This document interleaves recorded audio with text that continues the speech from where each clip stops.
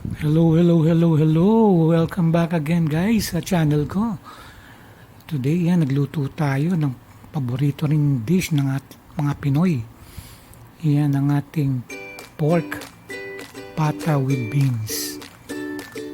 Look at that. Tingnan nyo naman. Talagang nakakagana. Nakakagutom. Malambot yung pata na yan guys. Pinalambot natin yan ng almost less than 1 hour. With beans. Okay. Tara, simulan natin ang ating paggawa at pagluto nitong ating pork pata with beans.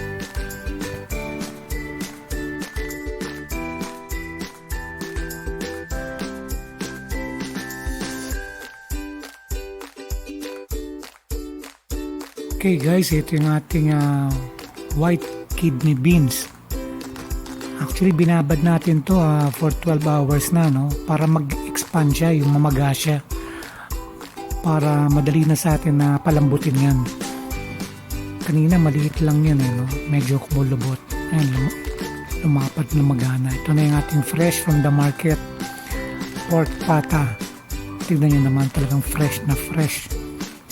Okay, naugasan natin yan. Yung ating 2 main ingredients, guys. Ating white kidney beans and pork pata.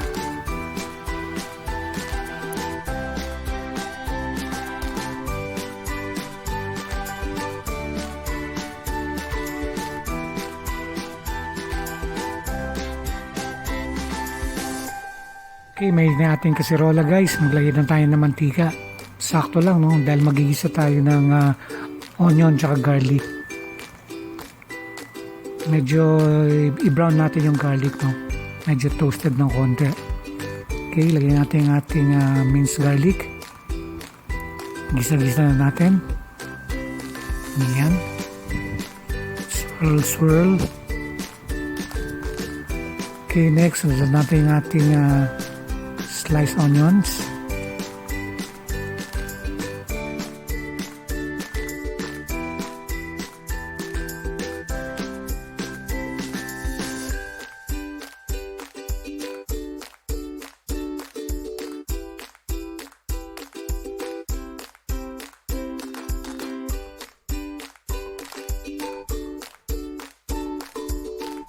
Ready na, nagisa na natin mabuti yung ating onions and garlic.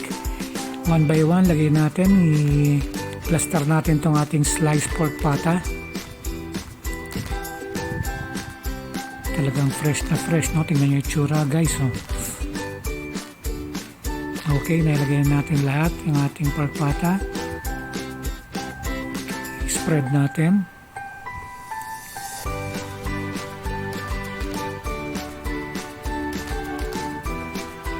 Okay, season natin ng fish sauce, patis, mga 2 tablespoons.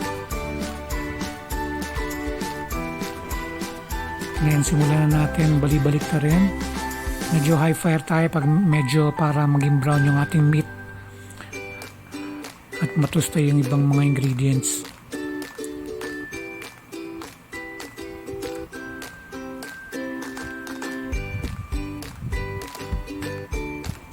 Okay, bali-balik na rin lang natin, no?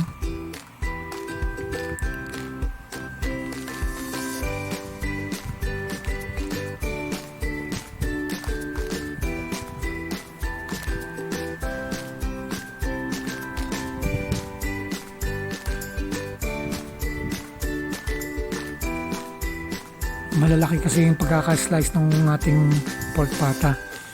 Tapan natin for a while. Mga ilang minutes lang.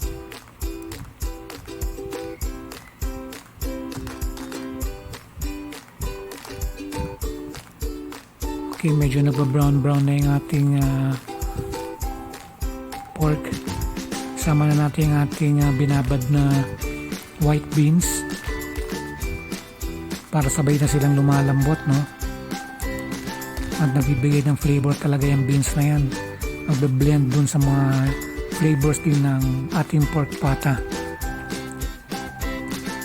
Then maglagay na tayo ng mga half pitcher water muna, no?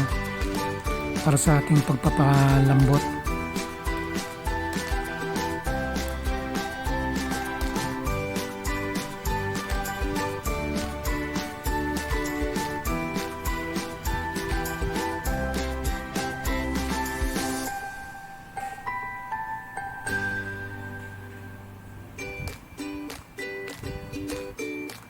Naglagay tayo ng ano dyan guys, mga 1 tablespoon lang ng tomato paste, no.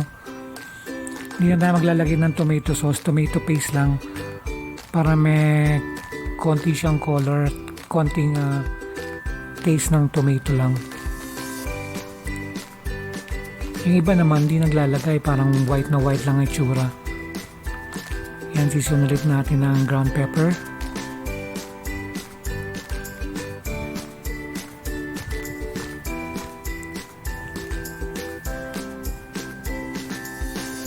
Alam mo naman ng mga Filipinos, kanya-kanyang version ng style ng pagluluto. Yung iba may tomato sauce. Ayan, lagyan natin ng mga laurel leaves. Then takpan na natin. Palambutin na natin. Check natin once in a while, no? Okay.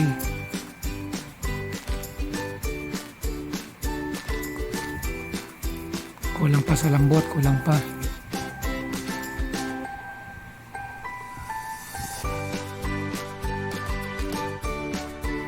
Okay, adjust na natin setting ng ating flame. Medyo low fire na tayo ngayon para slow cooking tayo.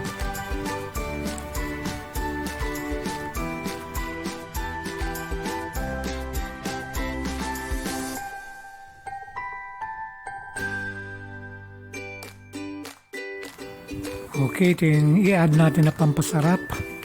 Check natin.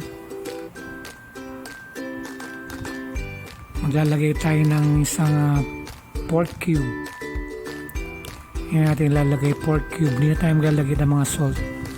Kasi naglagay na tayo ng patis kanina, no? Sarap yan, tsaka isang cube lang na pork cube.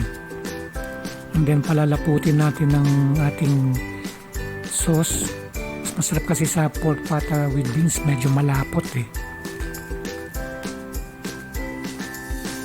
Medyo malapit-lapit na siya guys, medyo malambot-lambot na siya, no?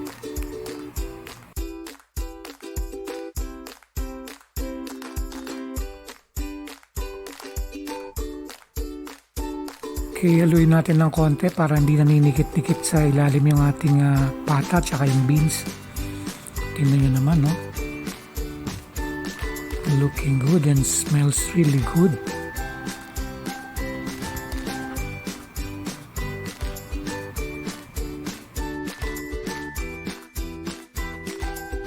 Paboritong lutuin ni Mami Joy dati to, once upon a time. Talagang favorite namin to pag iluluto niya. Diba Mami Joy? Shout out to you Mami Joy.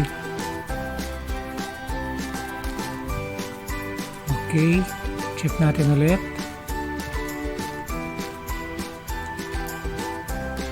Malapot-lapot na siya. Mga ilang minuto na lang to. Pwede na lantakan to guys. Kita nyo naman, no? Parang umihiwalay na. Umihiwalay na sa buto yung ating pata. Bali nabot lang siya ng wala pang 1 hour eh.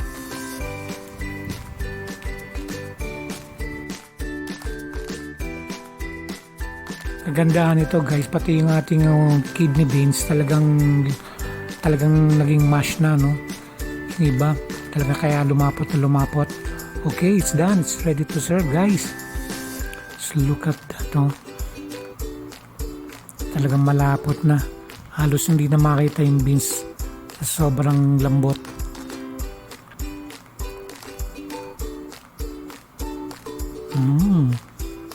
Smell it, smell it, smell it. Okay guys, thank you for watching again. Sana nag-enjoy kayo rito sa ating pork pata with beans ala Tito Ace Lutong Bahay. Okay, napakasimple, quick and easy procedure lang yung ginawa natin, no? Napakadaling sundan. Okay, ready to serve. Pwede na lantakan yan. Mga isang kalderong kanin na naman mahubos ko nito. Look at that. Okay, salamat sa pagsuporta. For more cooking videos, mag-subscribe lang kayo sa aking channel. Okay, see you around. Thank you and God bless, guys. Thank you for watching. Bye.